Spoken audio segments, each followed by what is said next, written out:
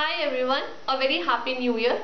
ये वाला वीडियो है हमारा सीएस एग्जीक्यूटिव स्टूडेंट्स के लिए जो या तो दिसंबर 2016 का अटेम्प्ट दे चुके हैं या जून 2017 का अटेम्प्ट देने वाले हैं। इस बार एक बड़ी विचित्र प्रकार की घटना हुई। बच्चों ने कहा कि मैम पेपर बड़ा अजीब आया था। अजीब आया था, लेंदी सुना है भाई, टफ सुना है, पर अजीब क्या होता है। बहुत गहन अध्ययन करने के बाद मैं एक कंक्लूजन पे पहुंची और वो ये था कि पेपर अनएक्सपेक्टेड आया था। आप जो माइंडसेट लेके गए उससे बिल्कुल ऑपोजिट आया था, तो आपको लगा यार पेपर बड़ा अजीब आया है। बच्चों बात समझें, हम एक प्रोफेशनल कोर्स में हैं। ICSI दो बातें जानता है, एक तो ये कि आप बहुत होशियार हैं, इंटेलिजेंट हैं, दूसरा आप बहुत ज्यादा हार्ड वर्किंग भी हैं। तो फिर ऐसा क्या किया जाए, कैसे किया जाए कि हम सबको पास न होने दें। उनकी भी मजबूरी है, ये कोई 10th 12th का हलवा तो है नहीं जो सबको ही पास हो जाएगा। उन्होंने आपके संग माइंड गेम्स जैसा कुछ किया। उन्होंने आपको सरप्राइज कर दिया इन द एग्जाम हॉल और काफी सारे बच्चे वाकई इस बात से घबरा भी गए।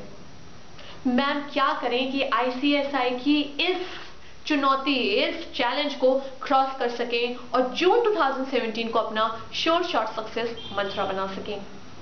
उसके लिए मेरे पास आपके लिए बहुत ही बेहतरीन उपाय है। हाँ जी, आज हम डिस्कस कर रहे हैं आपके संग sure shot success mantra for CS students. जी मैम बताएं जल्दी से क्या टेक्निक है जिससे हम हर हाल में पास हो सके। पहली बात, आपको अपने सिलेबस का फुल कवरेज करके जाना है। एंड व्हेन आई से full coverage, it also includes amendments. Yes, आप अगर सेबी पढ़ रहे हैं, सेबी में 24 चैप्टर हैं, आपको सब पढ़ के जाने हैं। आप ILGL पढ़ रहे हैं, 25 चैप्टर हैं आपके स्टडी मटेरियल में, आपको पढ़ के जाना है। देखिए एक बात तो तय है कि आपके स्टडी मटेरियल के बाहर से कुछ भी नहीं आ रहा है, कुछ भी नहीं। फिर क्या हम एक स्टडी मटेरियल भी नहीं पढ़ सकते हैं? बिल्कुल पढ़ सकते हैं मैम, पूरा फुल कवरेज कर सकते हैं, चाहे जितनी भी मोटी बुक हो, अलग विद दी अमेंडमेंट्स। आपके सेबी में बहुत मेजर चैप्टर्स ऐड किए गए हैं, रियल एस्टेट, इंफ्रास्ट्रक्चर। इसके अलावा कुछ छोटे छोटे अमेंडमेंट्स भी आए थे। इस बार पहली बार ILGL तक में अमेंडमेंट्स थे, अप्रेंटिसेस एक्ट और बाकी छोटे छोटे फिगर्स कहीं कहीं चेंजेस किए गए थे। आपको उस सब से भी अपडेटेड रहना है, प्लस सारे चैप्टर करके आने हैं। मैम क्या हम तो क्या करते थे, हम स्कैनर पढ़ के चले जाते थे। मेरी बात ध्यान से सुनेंगे, प्रोफेशनल कोर्स में आप शॉर्टकट्स नहीं अपना सकते हैं। स्कैनर हेल्प करता है ये आइडिया लगाने के लिए कि पिछले सालों में कैसे पेपर आए हैं, पर आप उसके भरोसे चले जाएं और ये सोचें कि वही क्वेश्चंस आने हैं, आप बहुत बड़ी गलती कर रही हैं, बहुत ज्यादा बड़ी गलती। हाँ, हर पेपर का अलग पैटर्न है, अकाउंट्स में प्रैक्टिकल आते हैं, ILGL आपका ऑब्जेक्टिव है, सेबी में आपका थोड़ा सा 10 से 15 नंबर की न्यूमेरिकल्स, बाकी आपका सब्जेक्टिव होता है। कंपनी लॉ है तो सब्जेक्टिव, पर वो आपसे practical applicability based questions, case studies पूछते हैं, आपको उस हिसाब से प्रिपेयर करना है। एक बहुत बड़ी कमी जो मुझे CS स्टूडेंट्स में नजर आती है, हम कंसेप्ट क्लियर करके नहीं चलते।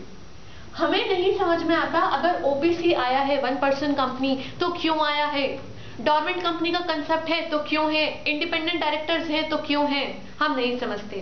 सेबी में रेगुलेशंस आ रहे हैं इंफ्रास्ट्रक्चर से रिलेटेड, रियल एस्टेट से रिलेटेड, हमें पता ही नहीं है रियल एस्टेट की दुनिया में चल क्या रहा है। हम सोचते हैं सब रट डालते हैं।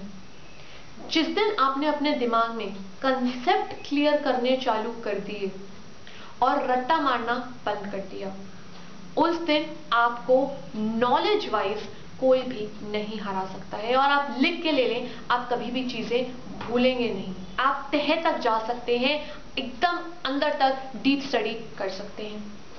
मैम पर आप प्रैक्टिकली एक बात बताइए, क्या बार बार इतना बड़ा स्टडी मटेरियल कवर अप कर पाना पॉसिबल है? बिल्कुल भी नहीं है। आप दूसरा तरीका जो अपनाएं वो है नोट्स बनाने का। हाँ जी, नोट्स बनाएं, अपने hand written notes most preferred हैं। कलर्ड पेन से बनाना है, पेंसिल से बनाना है, कुछ चार्ट्स डायग्राम्स बनाने हैं, जरूर से बनाएं। इससे आपको वो इमेज से ध्यान रह जाती है एग्जाम में और आप टेंशन फ्री रहते हो कि हम क्या कुछ भूल सकते हैं। एक और मैम दिक्कत आती है, वो क्या, सेक्शंस याद करने में। मैम कंपनी लॉ में इतने भर के सेक्शंस हैं, सेबी में रेगुलेशंस हैं, आईएलजीएल में तो पूछिए मत, हर चैप्टर के अपने सेक्शंस हैं, इतने सारे केस स्टडीज हैं, कंपनी लॉ, ईसीएल, आईएलजीएल, कैसे करें? इसके लिए आप जो टेक्निक अपना सकते हो, it is called age memory technique. इसमें आप तरह तरह के प्रयोग कर सकते हैं, कहीं ना कहीं किसी ना किसी तरीके से कनेक्ट करें, अपनी बर्थडे से कनेक्ट करने की कोशिश करें, अपनी एनिवर्सरीज, अपने फैमिली मेंबर्स की बर्थडे से कनेक्ट करने की कोशिश करें। आपके सेक्शंस याद किए जा सकते हैं, बात समझ रहे हैं? एंड उसी तरीके से आप मेमोरी टेक्निक्स और जैसे एब्रीवेशंस बनाना चाहते हैं कुछ चीजों के लिए, वो बनाएं और उसके थ्रू याद करें। उसके थ्रू आपको हमेशा ध्यान रहेगा, फनी तरीके से भी हो जाएगा, आपके लिए इजी भी हो जाएगा और आपको चीजें याद भी रह जाएंगी। चार्ट्स बनाएं, डायग्राम्स बनाएं, अपने रूम्स के दरवाजों पे, अलमारियों पे टांग लें इनको, रोज देखेंगे, अपने आप मेमोरी में कहीं ना कहीं ये चीजें सेटल हो जाती हैं। फिर मैम और क्या बचता है अब करने के लिए? अब बचते हैं यार रिवीजन। देखिए, ये बात तो सही है कि हमारे पास सिलेबस बहुत ज़्यादा है और हमारे पास टाइम कम है। रिवीजन करना कंपलसरी है। फर्स्ट टाइम में फुल कवरेज करें, नोट्स बनाएं। सेकेंड टाइम में नोट्स करें। थर्ड टाइम में आते आते जो टफ वाली चीजें थी, जो आप भूल रहे थे, उनको रिवाइज करें और एग्जाम से पहले मेक श्योर करें कि सारे चैप्टर्स को एटलीस्ट आप ऊपर से देख के जा पाए। अच्छा तरीका है ये बहुत।